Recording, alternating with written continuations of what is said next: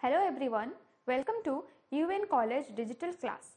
I am Manisha Manashwini Padhi, a lecturer in the Department of MCom in Finance and Control. So I have already covered the insurance part. In those videos I have covered what are the types of insurance, what is life insurance, general insurance, principles of insurance, etc. In my next video I will also cover that insurance part. So we will go simultaneously with the banking part, because in our subject banking and insurance is a common subject. So today we will discuss the introduction regarding bank. So what is a bank? Everybody of us knows something about bank. Bank is a financial institution which accepts money from those who have surplus of money and provides money to them, lends money to them who have deficit of money. So bank is a word that we use in our regular day-to-day lives. Banking sector is a very big sector, very large sector. So first of all, bank is a financial institution. Why it is a financial institution? Because this institution deals in money only. Okay. So other thing, what is a bank? We can define that bank is a financial intermediary. What is intermediary? Intermediary is the person who connects two people, who acts as a bridge, acts as a link between two people.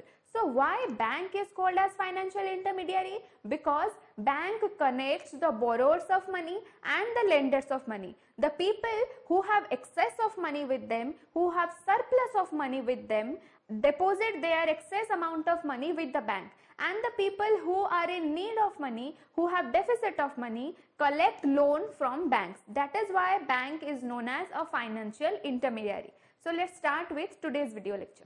So bank refers to an institution that deals in money. This institution accepts deposits from the public and advances loan to those who are in need. So banks are the oldest, biggest and fastest growing financial intermediaries in India. Banks contribute to speed up the economic growth of a country by mobilizing financial resources for productive purposes. Banks do not only do the borrowing and lending activity. Besides this, banks also mobilize the financial resources, invest the financial resources which help in the economic growth of a country. So hence, banking is the fundamental basis of the economic, industrial, agricultural development of an economy. Banks are the most important depositories of public saving and the most important disbursers of finance. Disbursers means bank distribute the finance available with them. Okay.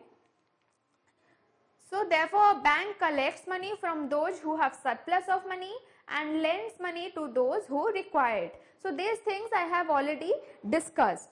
So here there are some features of bank. Bank can be an individual, a firm or a company. How an individual can be a bank? When the banking system was not there, previously that if a person in a area wants money, needs money, then he used to go to the sahukar or jamindar people living in that particular area. So those people also let something with them as deposit and provide the people who need money. Banks can be an individual, a firm or a company. Next is, it is a profit and service oriented institution. It acts as a connecting link between borrowers and lenders, which I have already told you that bank is a financial intermediary. It deals with money only. It accepts deposit from public. It provides loans to customer. It provides payment and withdrawal facilities. It provides agency and utility services. It has a name identity. So what is the meaning of this point? That is, it has a name identity. Whatever the bank is, whichever the bank is, in the name of the bank, particular bank, the word bank should be there. Like if it is SBI, State Bank of India. If it is PNB, Punjab National Bank. If it is ICICI, even if it is a private bank, then also they have to use the word bank in their name. That is ICICI Bank. Okay. So every bank has a name identity. They has to use that particular word bank in the name. Okay. Next, we will discuss the functions of commercial bank. Here, first function is accepting deposit. Deposits constitute the major source of funds for banks. Hence, the main function of a commercial bank is acceptance of deposits from the public. This function is important because banks mainly depend upon the funds deposited with them by the public. The banks collect money from those who have surplus to lend to those who require loan.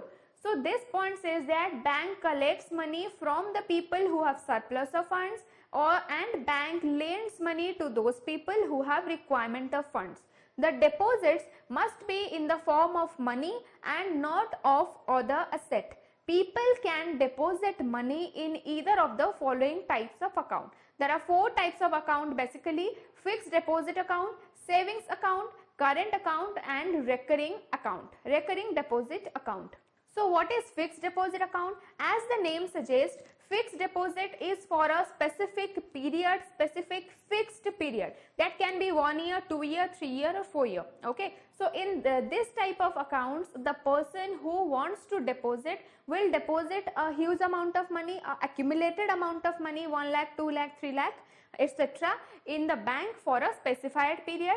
Before the period expires, before the maturity date comes, the money in that account cannot be withdrawn because that is a fixed account. Fixed deposit account provides maximum amount of rate of interest because bank have that money for a long period. Okay. So next one is our saving deposit account. Savings account is the account which is normally being opened by the households. Okay. Households means the people who have less amount of income but they want to save something, they open savings account. Savings account also provides some amount of interest on that.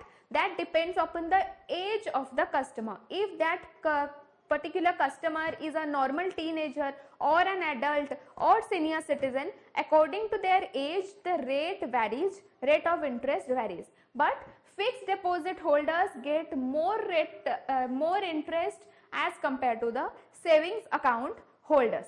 Next one is our current account. Current account is the account which is being opened by the businessman. Okay. So all of us know that a business has a lot of activities going on every day. Okay.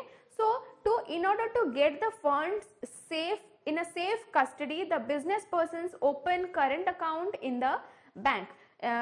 Any type of deposit and withdrawals are being done every day, and there is no barrier on the times, on the frequencies of the withdrawal and the deposit. But the demerit is that on current account the businessman do not get any type of interest. That is only for safe custody, and if needed, the businessman can take overdraft on that particular account. Last one is a recurring deposit account. Here the name is recurring, which means again and again. Recurring deposit account are being opened by the salaried person who get their salary every month. So a person getting salary every month invests some part of his or her salary in an account, recurring deposit. We have to instruct the bank that I want a 1000 rupees recurring deposit account for 3 years. So this is the duty of the bank. They will deduct the money 1000 rupees every month from my account for coming 3 years. Here also some amount of interest is there, but fixed deposit account is the highest rate of provides highest rate of interest. So these are the types of account which can be opened by a customer. So accepting deposit is the primary function of a commercial bank. There is another primary function, that is advancing loan. Let's go through that point. So advancing loan, another most important function of the commercial bank is to advance loan, is to provide loan. A certain part of the cash received by the banks as deposit is kept in the reserve and the remaining is given as loan. Okay. So banks advance loans mostly for the productive purposes against approved security. the amount of loan is generally less than the value of security. Advancing loan is essential because banks undertake to pay interest on deposits they receive from the public. They charge more on the loans than they pay on deposit, and the difference constitutes their profit. So whatever the amount the bank gets from the depositor as a deposit, that amount is not kept idle. Okay, that amount is being disbursed to those people who require loan. So bank also charge from that loan. So if a person takes loan from a bank, after certain period the person has to return the principal amount along with the interest amount. Okay, so that is the profit of the bank. The interest amount they are getting is constitute the profit of the bank, which indirectly goes to the depositors, because the person who deposits with the bank also have to take some amount of interest. Bank has to pay certain amount of interest to the depositor. So loans and deposits constitute the whole business of a bank. So these are the most important, that is the primary functions of the commercial bank. Next one is a collection and payment of credit. The banks collect and pay various instruments on the behalf of the customer. If the customer instruct the bank to pay something on behalf of him, then the bank pays that, bank collects the payment, etc. Here the bank performs a agent function and agency function. Okay, so the customer have to give standing instructions with the bank for various periodic payments, ensuring the regular payments and avoiding the trouble of performing it themselves. So if a person wants to pay some income tax or rent or fees or insurance premium, it can give instructions to his bank to pay on behalf of it. So when the time arises, when the date arises, the bank pays on the behalf of the customer. So a customer doesn't have to remember all the dates and pay. Okay. So next one is our purchase and sale of securities. The modern commercial banks also undertake the purchase and sale of various securities like shares, stocks, bonds, etc. on behalf of the customer. Banks perform the various functions of a broker and do give advices regarding the suitability of a security. Previously, banking business was only confined to accepting deposits and advancing loan. But after the evolution of banking sector is there, bank performs every type of function like agency function, utility functions, etc. If a customer provides some instruction to bank that purchase some amount of security for my behalf, then banks also performs as a broker and purchases security, bonds, equity, investments, etc. on behalf of the customer. But for this purpose, the customer has to pay standing instruction. Customer have to give written consent that I have instructed my bank to perform this. Bank won't get any kind of risk. That is why bank needs standing instructions from the customer. Next one is our locker facilities. We already know about this. Banks provide locker facilities to their customers. People can keep their gold or silver jewelry or any important documents, etc. in the lockers at a very nominal annual rent. Lockers are being used for the safe custody by the customers. So acting as a referee, banks also act as a referee, give information about the economic position of their customers to domestic and foreign traders. If something is needed, some information about the customer is needed to third parties like government, foreign traders, embassy type services, then banks acts as a referee and provides information about the customer to those third parties. Otherwise, the secrecy of the customer account is maintained very carefully. So next one is mobilization of saving. The savings which bank collects, the bank collects the idle saving of the people and invests the same in productive activities. Banks helps in accelerating the rate of capital formation in country by mobilizing the saving.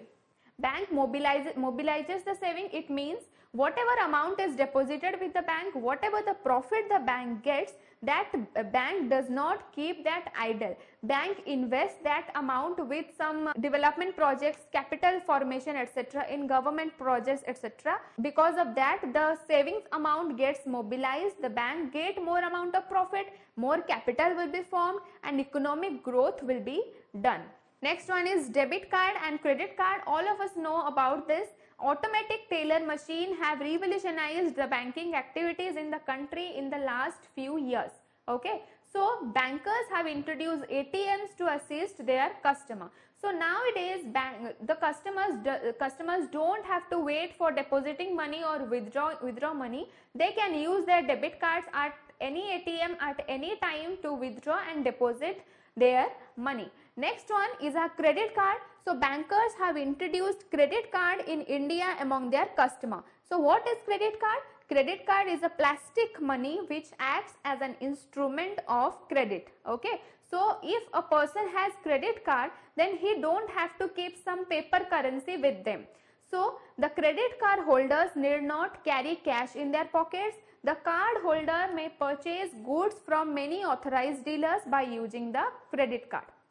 Next one is internet banking. So this is the term which is very familiar to us. Everybody of us do something, do banking business with internet. We go through the website or we go through the mobile application and do the transaction whatever we need, like payment, like doing payment or getting something or paying income tax or paying insurance premium. All of this can be done through internet banking. So internet has revolutionized the banking sector. The customer don't have to be physically present in the bank to do every type of transaction. Even opening and closing of account are also being done through internet. Okay. Internet has enabled banking at the click of a mouse. Internet banking is a platform for electronic delivery of banking services to the customer. So in internet banking, customers of a bank with a personal computer and a browser can have accounts to his bank website, thereafter perform various banking functions. So next one is our online shopping or tax payment. All of us use this type of services. This service facilitates the customers to book hotels, buy gifts, send flowers, buy books, and lot of activities by making payments online. We can use the bank's online shopping. We can use our cards like debit cards or ATM credit cards for online shopping or tax payment. We can pay our service tax, excise duty, etc. through internet banking. Next one is, this is very important function, that is providing loans to weaker sections. Bank give loans to weaker sections of the society at a lower rate of interest. Small artisans, landless agricultural laborers and poor classes to get cheap loans from the bank. So here basically bank provide loan to the priority sector. What is a priority sector? These are those sector which need immediate improvement, immediate development. So the motto of the bank is to induce financial inclusion. That means every person should have an account with the bank. They should do some type of transaction. So for priority sector, for rural areas, banks provide different type of schemes with they provide loan with low rate of interest, they provide higher rate of interest in their deposit, they provide some amount of loan to start their businesses, etc. So last one is our assistance to capital market. Banks also take part in capital market by giving long-term loans to the industry, agriculture, small scale industry, trader, transporters, etc. So this is the introduction regarding banks, features, meaning, concept and the different type of functions which are performed by bank. So in my coming video lectures, I will be covering different type of banking activities and other thing. I will discuss it further. So I hope you have understood the video, and if you didn't get something, you can ask me in the comment box. I'll clear all your doubts. Thanks for watching.